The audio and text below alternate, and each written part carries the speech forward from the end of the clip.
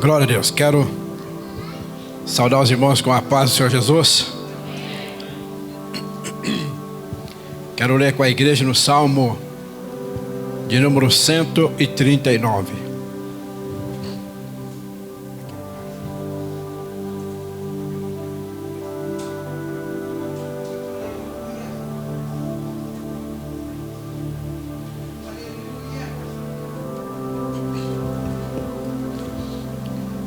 Salmo de número 139.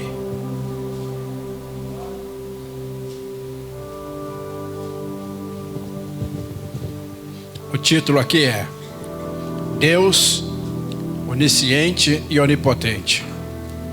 Mas eu quero ler 2 versículos só com os irmãos, que é os versículos finais, que está no verso 23 e 24.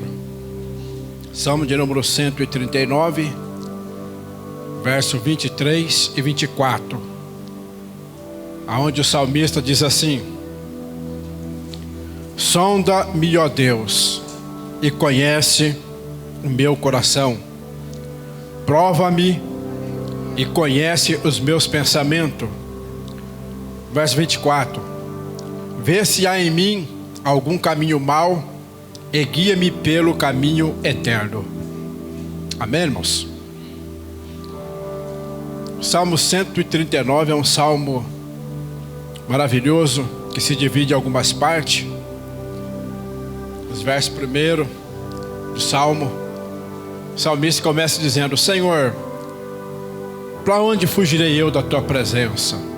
Se subir no mais alto do céu, lá tu estás. Se eu descer lá na profundeza e pôr a minha cama lá, também teu espírito também lá está. Então o Salmo 139 vem falando da onisciência e da onipotência do nosso Deus.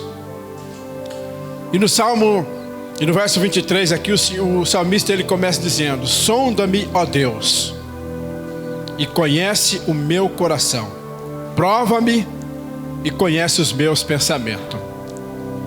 Então ele começa dizendo para o Senhor, que é para o Senhor provar o seu coração. E há poucos dias atrás nós estávamos até falando sobre Deus prova, tenta e deu um converseiro danado, rapaz. Mas aqui o salmista está dizendo que Deus, ele está falando para o Senhor provar o seu coração.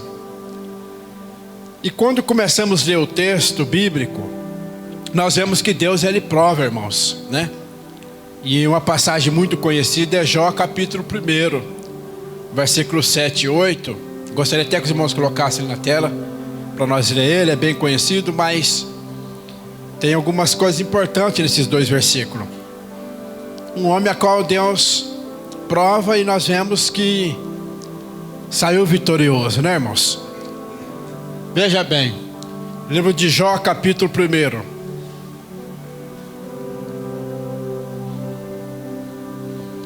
versículos 7 e 8, diz assim, ó: então o Senhor disse a Satanás: de onde vens? Satanás respondeu ao Senhor e disse: de rodear a terra e passear por ela. Verso 8: e disse o Senhor a Satanás: observaste meu servo Jó? Paramos aqui. A pergunta de Deus para Jó: observaste o meu servo Jó?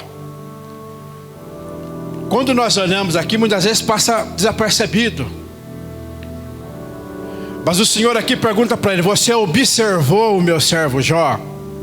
Observar não é somente uma olhada qualquer. É diferente. Observar aqui é uma olhada mais detalhada. Se você olhar assim para uma pessoa meio de relance, você vai ver, mas você não vai ver muita coisa. Mas se você começar a observar, você vai ver algumas coisas, alguns traços. Então Deus diz para ele: então você observou. Então nós entendemos, irmãos, que nós temos um inimigo, um adversário, que ele nos observa os mínimos detalhes da nossa vida. Por isso que o salmista está dizendo: Senhor, prova-me, sonda-me, vê se há alguma coisa aqui dentro que tem que ser mudado. Olha dentro de mim, Senhor, me observa também, olha para dentro do meu coração. Então veja bem que o Senhor pergunta: observaste o meu servo Jó? E ele continua dizendo: ninguém há na terra semelhante a ele, homem sincero, reto, temente a Deus e que se desvia do mal. Então o próprio Deus está dando testemunho dele, e Deus permite ele ser provado, e nós todos conhecemos o teste. Passou por uma aprovação, foi vitorioso, Deus assim o abençoou. Só que eu quero falar com os irmãos no verso 24, quando ele diz aqui: vê se há em mim algum caminho mau e guia-me pelo caminho eterno. Olhando assim, irmãos, eu fiquei pensando, porque quem está falando aqui não é qualquer um, é o rei Davi, o homem segundo o coração de Deus, que está dizendo: Senhor, vê se há algum caminho mau em mim. Porque há, irmãos, verso para trás. Por que ele está dizendo isso? Porque verso para trás, ele está bravo, está dizendo: Senhor, os inimigos se levantam contra a sua casa, falam mal de ti, e ele estava indignado com esse povo. E agora aqui ele falou: Senhor, vê se há em mim ainda alguma raiz de amargura, vê se ficou algum traço dentro de mim, das consequências que aconteceu para trás aí, vê se ficou alguma coisa aqui dentro ainda, vê se há algum caminho mau em mim aqui, Senhor, sonda eu, por favor. E é necessário fazer esse autoexame, irmãos, até porque no livro de Crônicas, 2 Crônicas, capítulo 7, verso 14, ali também o sábio Salomão, na sua escritura, ele disse, né? Se esse povo que se chama pelo meu nome se humilhar, orar, buscar a minha face e se arrepender dos seus maus caminhos, então eu ouvirei do céu, perdoarei os seus pecados, sararei a sua terra. Então veja bem que até ali está falando: se arrepender dos seus maus caminhos. Porque no decorrer do tempo, irmãos, no passar dos dias, muitas coisas acontecem. Por isso que ele está preocupado, dizendo: sonda-me. Jeremias vai mais além. No capítulo 17, versículo 9, Jeremias diz o quê? Enganoso é o coração do homem, mais do que todas as coisas. Aí tem um ponto de interrogação, ele diz: quem o conhecerá?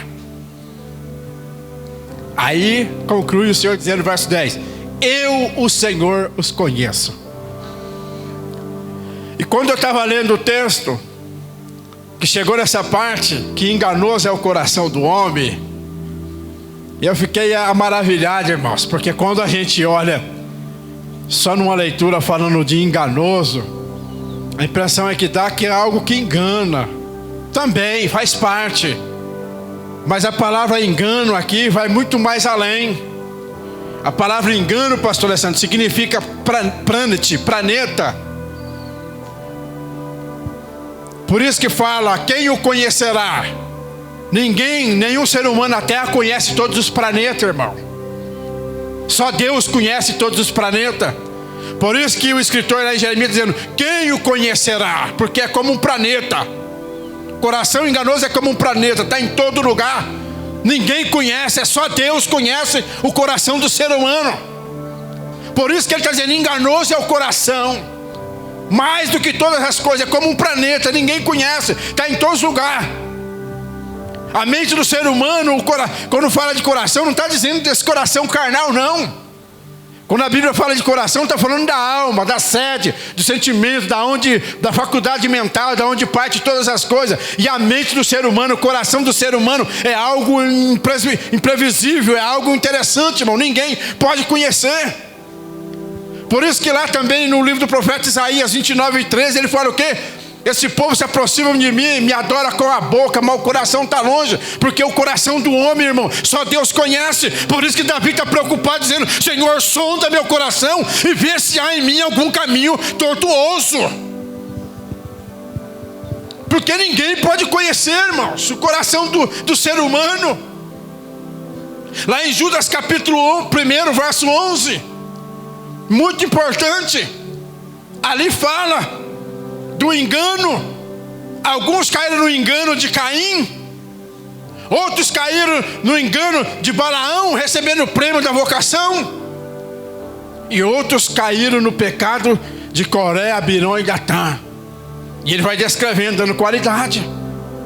Ele vai dizendo lá em Judas: uns caíram no engano de Caim. O que é o engano de Caim? É aquele que mata o irmão, né? Caim foi aquele que matou o irmão. Veja que o coração enganoso traz consequência. Caim, enganado pelo orgulho, soberba, inveja, matou o irmão. Engano. Balaão, por causa do dinheiro. Balaque ofereceu uma continha de dinheiro em ouro, não aguentou. Queria amaldiçoar o povo de Deus de tudo quanto é jeito. Foi enganado. Depois ele conclui dizendo: como Coré e Datã, que se rebelaram contra o povo de Deus, falando mal de Moisés, e tem consequência. Fizeram um bezerrinho de ouro primeiro, porque o bezerro de ouro é mais fácil, pastor. Eu fui estudar isso aqui, eu entendi porque que eles queriam obedecer o bezerro de ouro e não queriam obedecer a Deus. Porque quem obedece objeto, obedece estátua, obedece esses deuses que não anda, não fala, não escuta, é mais fácil porque não precisa obedecer. Não tem ninguém para dar ordem. Não precisa obedecer. Nem esse, o Deus deles não fala. Então não precisa obedecer. Então é mais fácil. É mais fácil seguir um Deus assim. Um Deus que não corrige ninguém. Um Deus que está tudo certo. Fica fácil. O primeiro ponto que eles caíram foi aí, adorando o bezerro de ouro. Achou que servindo o bezerro de ouro seria mais fácil. E a palavra engano vai mais além ainda, significa peregrinação ou andar em círculo. Observa, meu pastor, que uma pessoa que vive no engano não sai do lugar. Dá só uma refletida aí, como o pastor Alessandro já falou aqui. Pessoas que passam a vida inteira dentro da igreja e não arruma nada, não prossegue, não vai para frente, não avança. Por quê? Porque o coração é enganoso, está dentro da casa de Deus, mas está vivendo uma vida de engano. Aí não vai, meu irmão, fica andando em circo, anda a vida inteira dando volta e não chega em lugar algum, fica só rodeando igual o povo de Israel. A Bíblia diz que era para andar 40 dias, andou 40 anos, porque caíram no pecado. Foi na conversa de Abirão, de Datã, e começou a blasfemar, falar mal de Moisés, falar mal da comida. Até da comida eles reclamaram.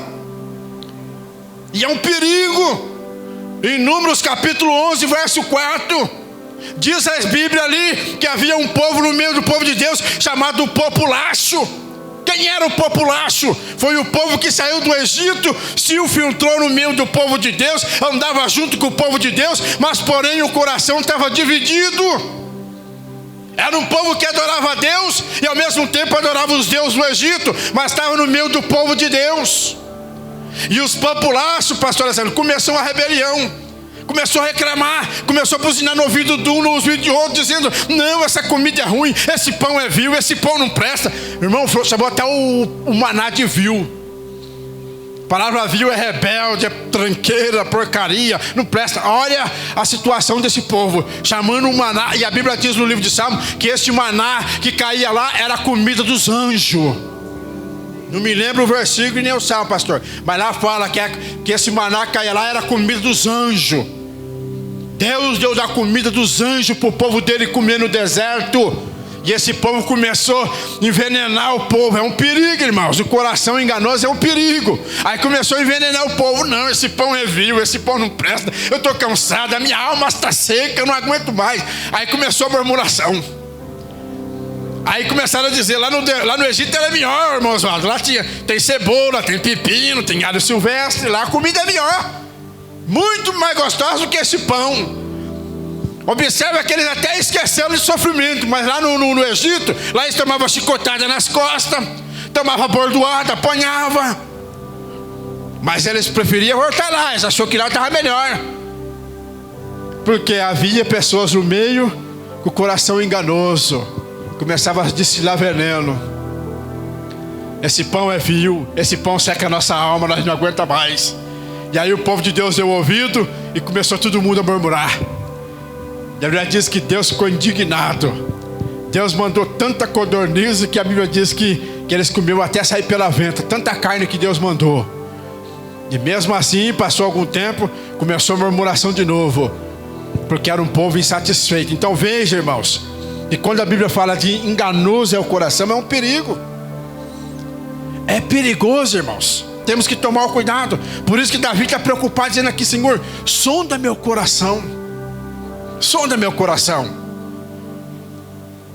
Perguntei para o pastor agora há pouco aqui, porque tem um versículo que no Salmo 68, não sei se é 66, o verso 8. Não sei se o Levi sabia, quando fala assim, ó, o salmista fala assim: Senhor, se eu não confessasse o pecado que havia no meu coração, tu não teria ouvido a voz da minha oração. Coração é perigoso, irmãos. 18. Como é que está lá?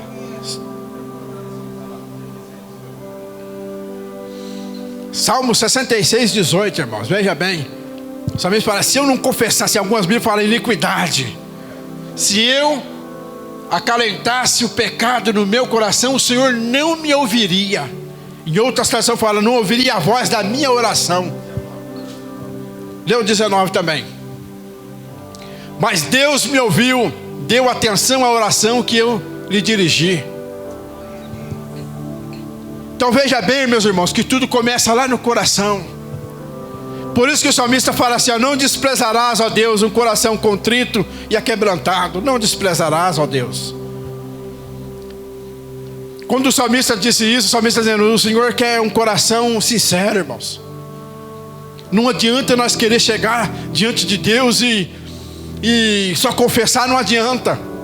Eu estava lendo há poucos dias atrás, lá no livro de Juízes, capítulo 10, e lá tem muitas histórias maravilhosas para ler. E lá pelo versículo 6 para frente, o povo estava adorando outros deuses, e era um povo terrível, irmãos. E Deus já tinha livrado este povo de vários livramentos. E a Bíblia diz que eles se corromperam de novo, começou a adorar outros deuses estranhos. E de repente Deus permitiu o inimigo começar a oprimir o povo. Começou a oprimir o povo. E esse povo agora chega diante de Deus, diante do sacerdote, e eles confessam. Eles chegam e dizem: Senhor, nós pecamos contra ti, te abandonamos, ó Deus.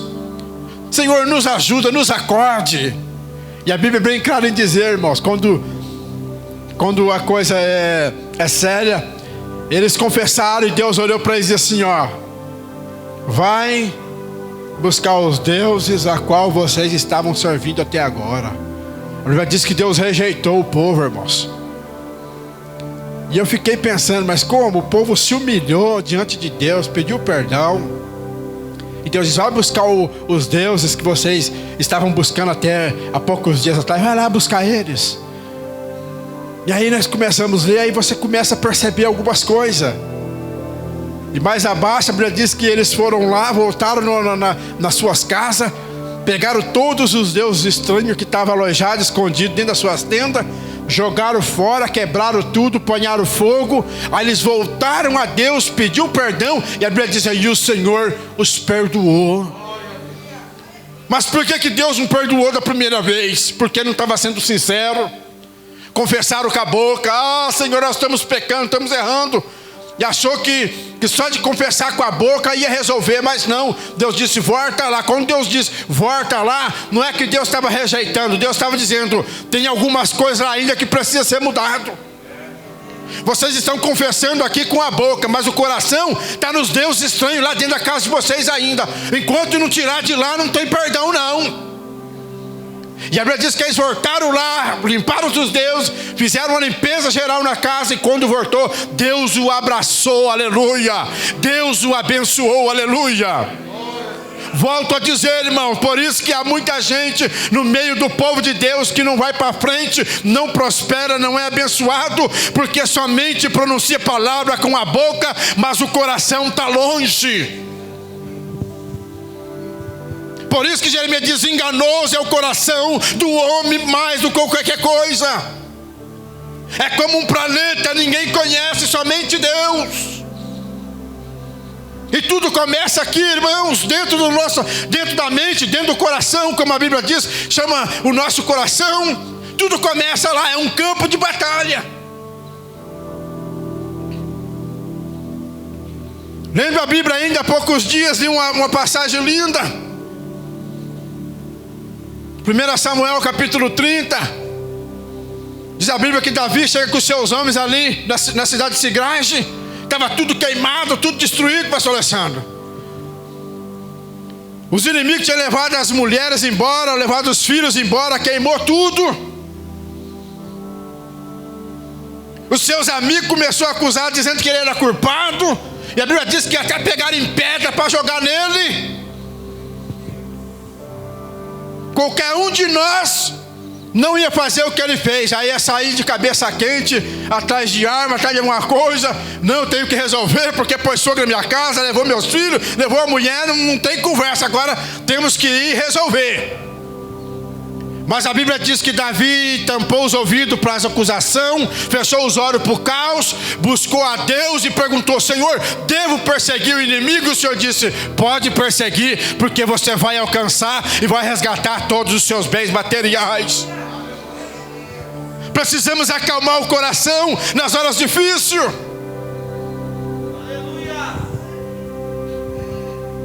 Qualquer um de nós perderíamos a cabeça e ia sair como um doido, um louco barrido. Mas a Bíblia diz que ele não, ele conseguiu entrar num particular, ele conseguiu colocar o coração dele em Deus e perguntou: Senhor, o que eu devo fazer? Eu tenho que ir, se eu for agora eu vou alcançar. E Deus disse: pode ir, meu servo, que você vai alcançar o inimigo, você vai tomar tudo de volta, vai pegar o despojo. Pode ir, meu filho, porque eu estou mandando você ir. Sabe o que é isso, meu irmão? É um coração em paz na presença de Deus. Precisamos disso.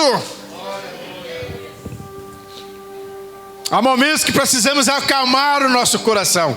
E Davi nos dá essa lição dizendo: Senhor, sonda-me, ó Deus, vê se há em mim alguma coisa, algum caminho torto, e tira, limpa meu Senhor. Quero andar pelos caminhos eternos. Quando ele diz aqui, irmãos, caminho eterno, sabe o que ele está dizendo? Estou preocupado com a minha salvação. Ele está dizendo: estou preocupado com a minha salvação. Você se preocupa com a sua salvação? Eu andei muito tempo preocupado, meu pastor. É preocupante. Sabe por que é preocupante, meu irmão? Porque ninguém sabe o dia da manhã. A Bíblia diz que nós não podemos medir um palmo à nossa frente. A Bíblia fala que nós não podemos medir um palmo. Tiago vai mais além. Tiago diz assim, ninguém pode dizer: amanhã eu vou para tal lugar fazer tal coisa, a menos que se Deus quiser. O que eu quero dizer: hoje nós estamos aqui, estamos com saúde, estamos bem, mas daqui a 5 minutos ninguém sabe. Davi está preocupado aqui, ele está dizendo aqui, guia-me pelo caminho eterno. Quer dizer, ele está dizendo: Senhor, eu quero ir para a eternidade, eu quero andar no caminho da eternidade. Por isso que ele está dizendo: sonda-me, Senhor, prova-me.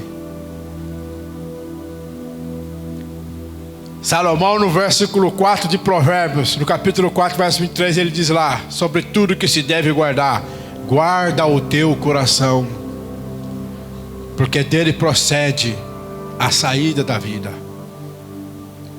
Guarda o teu coração. E nos últimos dias que nós estamos vivendo, temos que guardar o coração, porque está difícil. É tantas coisas, irmãos. E quando fala lá, ver se há em mim algum caminho torto, se converter dos maus caminhos, né? A gente começa a pensar que é coisa grande, e não é. Muitas vezes é detalhes, irmão. Como eu já disse aqui, é detalhe, é coisinha mínima, é pouca, é coisinha pouca, mas que precisa ser reparada todos os dias. Todos os dias temos que fazer um reparo na nossa vida, uma manutenção.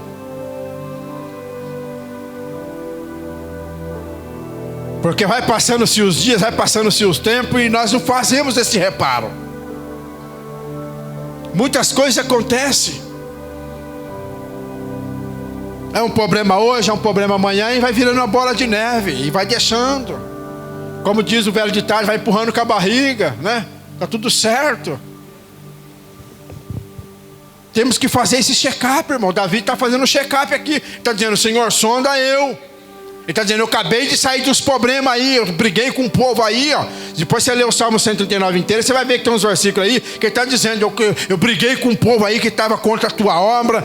Eles me agrediram com palavras, eu também agredi eles. Falei coisa deles e agora ele está dizendo que sonda eu aí. Porque eu não sei se tem, de repente sobrou alguma raiz de amargura aqui ainda, eu não sei.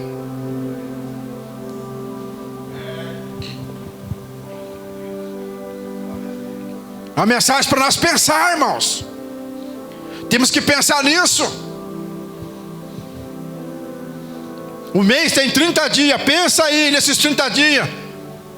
Se você não fez nada, se você não magoou alguém, se você não caluniou ninguém, não fez nada de ruim para ninguém, comece a pensar que você vai ver que tem algumas coisas aí que tem que mudar.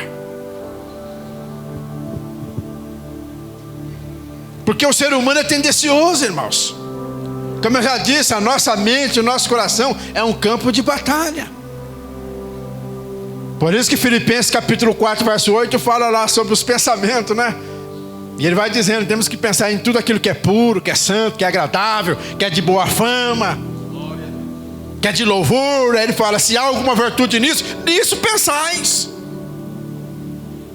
E no verso 9 ele diz assim, porque de tudo que tenho aprendido de mim, isso também praticai. Ô, meu irmão, Paulo está dando uma lição de moral, dizendo que nós temos que pensar coisa boa, coisa agradável.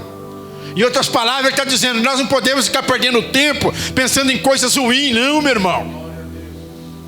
Porque coisas ruins só atrapalham o ambiente. O ambiente fica pesado, fica estranho. Mas quando você chega num lugar onde os pensamentos é bom, a conversa é boa, palavra sadia, tudo fica mais fácil. Deus abençoa, meu irmão. O Espírito Santo atua no nosso meio. Por isso temos que cuidar do nosso coração, cuidar da nossa alma, cuidar daquilo que nós estamos pensando, falando.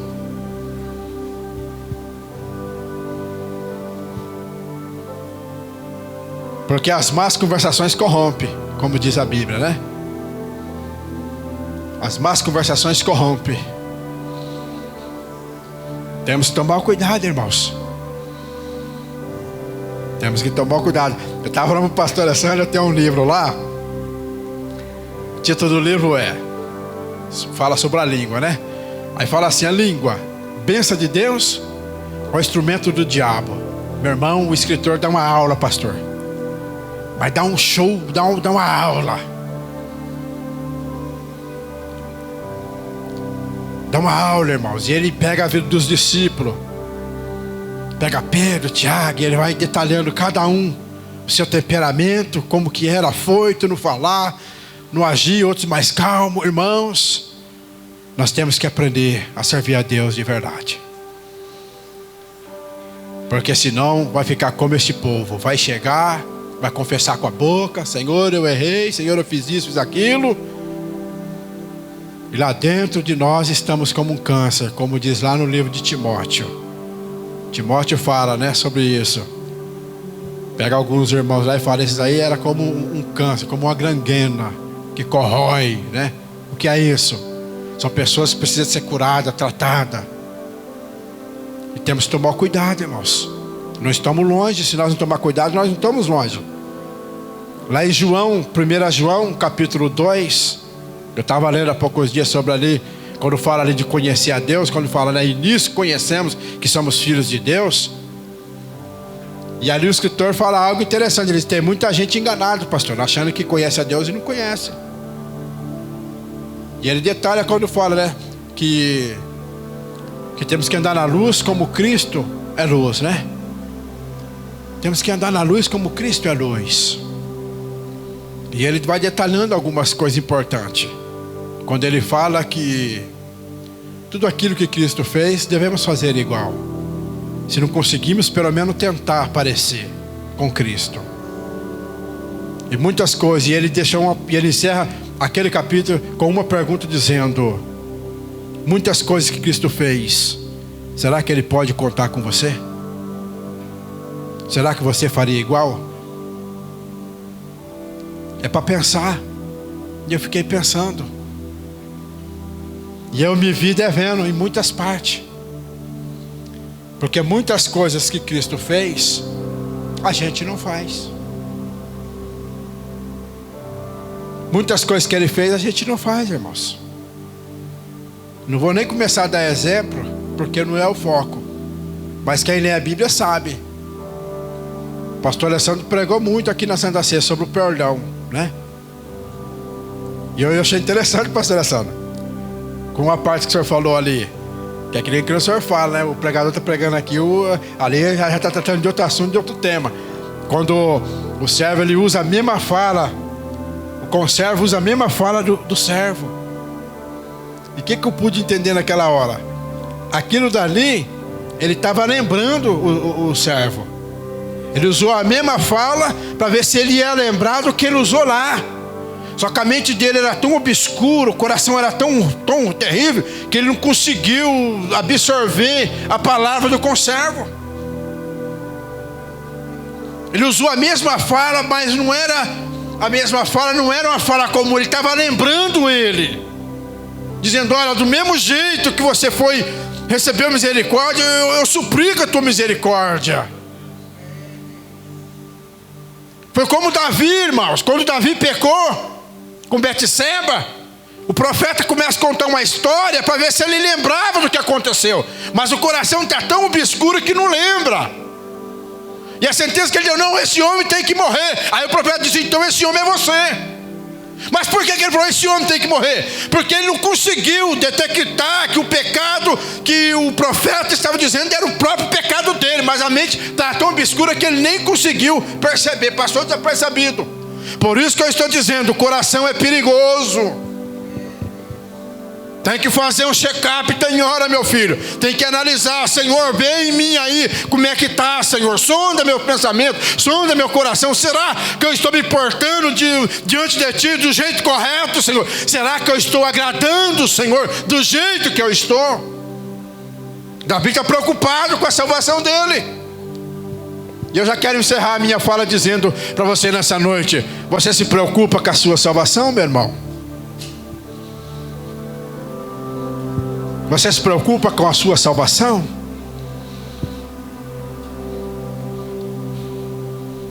A maneira que você vive, a maneira que você caminha, do jeito que você anda, isso não te preocupa? Tem que se preocupar. Sonda-me, ó Deus, eu quero andar no caminho eterno. Ele está dizendo: Senhor, eu quero andar no caminho da salvação. Quero ir para o céu, Senhor. Amém, irmãos? Temos que sondar o coração. Salomão disse: sobre tudo que se deve guardar, guarda o teu coração. Fecha o teu coração para as coisas ruins, irmãos. Foge da aparência do mal. Deus disse: Jó, foge do mal. Sabe o que Deus estava dizendo? Jó foge de briga, Jó foge de contenda, Jó foge de tudo que é ruim. Jó foge. Ele não faz parte disso. Por isso que Deus deu testemunho. Ele é bom. Amém? Deus abençoe. Pastor...